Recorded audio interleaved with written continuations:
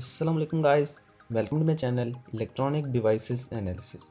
So guys, our today's topic is the design operations in BJT. This will be the part 2 of our design operations series. In the first part, we will see the fixed biasing and the emitter biasing design operation. In our today's lecture, we will design a operation of voltage divider bias network. So guys, let's read the question. The question is design a voltage divider bias network in which the parameters are given as VCCs of 24 volts, beta will be given as 110, ICQ is of 4 milliampere and VCQ is equal to 8 volts. And we will have to choose the voltage of emitter. VE will be equals to 1 over 8 of VCC. So guys, let's start with our today's lecture. First of all, we will make the circuit of voltage divider bias network. The circuit of voltage divider bias network is look like as this will be value for RC, this is RE, this is R1 and the R2, and there is a battery present VCC. So now put the values. VCC is given as 24 volts and nothing more than that. And another thing is given as choose VE will be equals to 1 over 8 of VCC. So we will take VE is equals to 1 over 8 into VCC is given as 24 volts.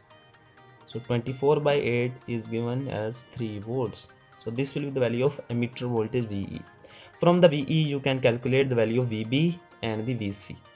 VB will be calculated from VE because if we move from emitter to the base, then we will add 0.7 volts, and this will be the value of 3 volts as it is given. And if we move from this point to this point, then this is 3 plus 0.7 volts. So therefore the base voltage VB will be equals to 3.7 volts.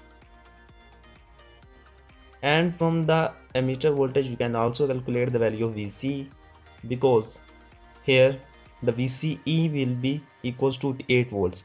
So what will happen, this is VC and this is VE, and this junction voltage VCE will be given as 8 volts. And if you know that this will be the value of 3 volts, then what will be the value of VC? You can simply add 8 volts, because there's a 8 volts jump from emitter to the collector side.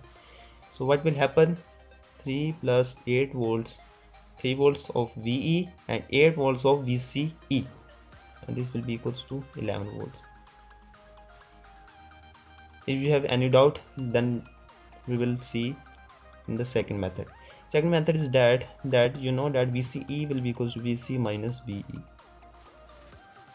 Put all the values. VCE is given as 8 volts and VC is not given, minus 3 volts. 3 plus 8 is 11 volts. So from both of the methods answer will be same. Now we will find other parameters, such as now we will find value of RC. The value of RC will be calculated as, because you know that the current of 4 milliampere is flowing from this branch, IC branch, and there is also, you know that at that point the voltage is VC and this is given as 11 volts, and this will be the potential of 24 volts.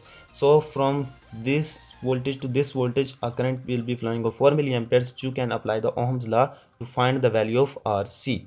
So RC will be calculated as the potential between two points is the 24 volts minus 11 volts.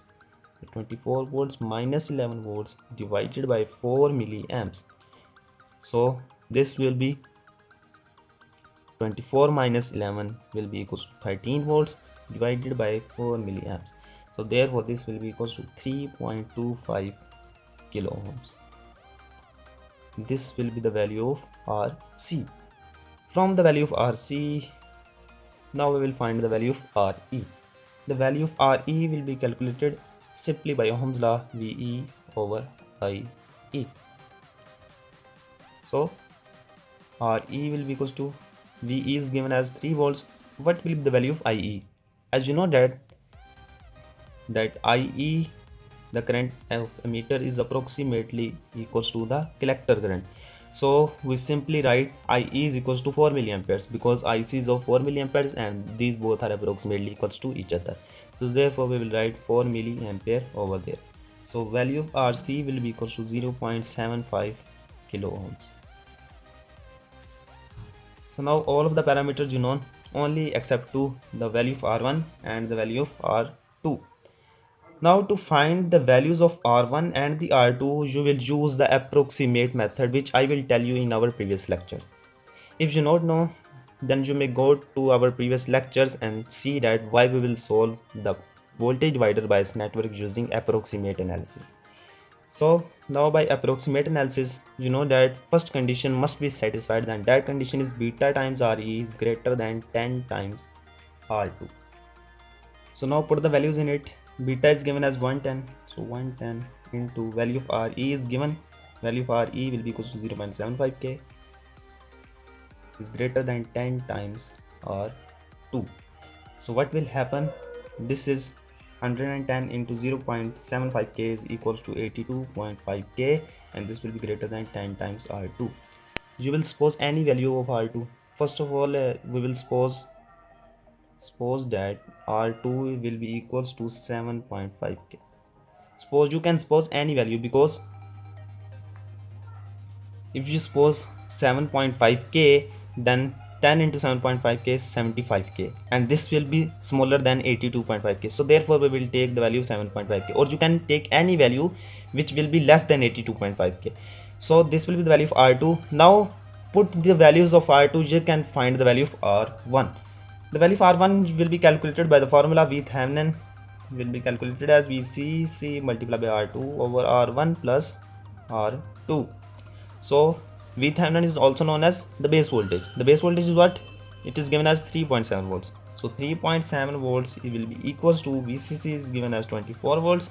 So it is multiplied with 7.5k over 7.5k plus R1. From here you can find the value of R1.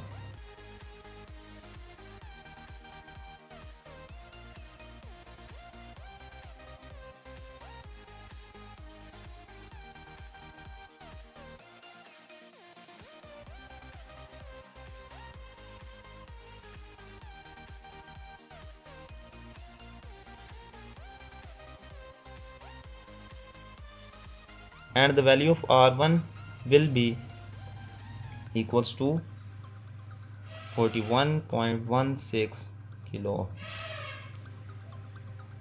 So guys, we will find all of the parameters of voltage divider bias network, R2, R1, and similarly all of the parameters. So guys, that's all for today. If you like our video, then press on like button and subscribe our channel for more updates. Thank you.